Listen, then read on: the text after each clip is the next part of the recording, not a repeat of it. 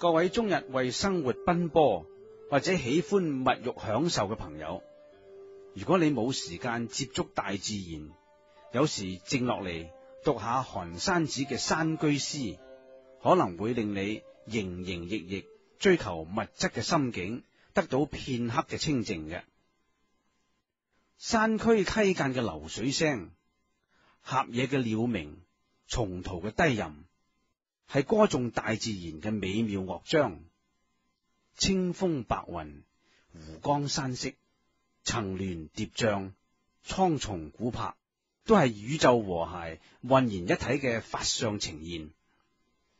當寒山子喺天台山國清寺掛單嘅時候，佢寫咗一首清逸灑脫嘅山居詩：自樂平生道，煙羅石洞間，野情多放曠，長伴白雲閒。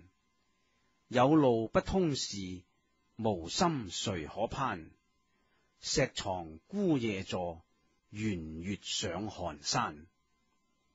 自樂平生道，即係話我寒山子喜歡平常之道，平常心是道，恬淡純樸，不上浮華，心境充滿法樂，非言語所能形容嘅。煙羅石洞間，野情多放曠，長伴白雲閒。煙霧圍繞喺羅藤同埋石窟之間，呢種曠野幽靜嘅情懷，使我感到好似自己係天上嘅白雲咁自由飄逸。有路不通時，無心誰可攀？雖然國清寺有路通到市區，但係我唔願意走入熙熙攘攘嘅塵世。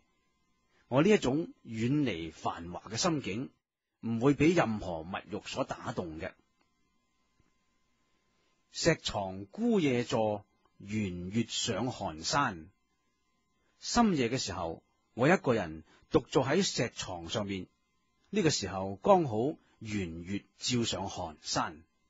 各位，山居遠離俗念，寧靜致遠，青峰白雲，蒼松古柏，呢種清福係金錢物質所買唔到嘅。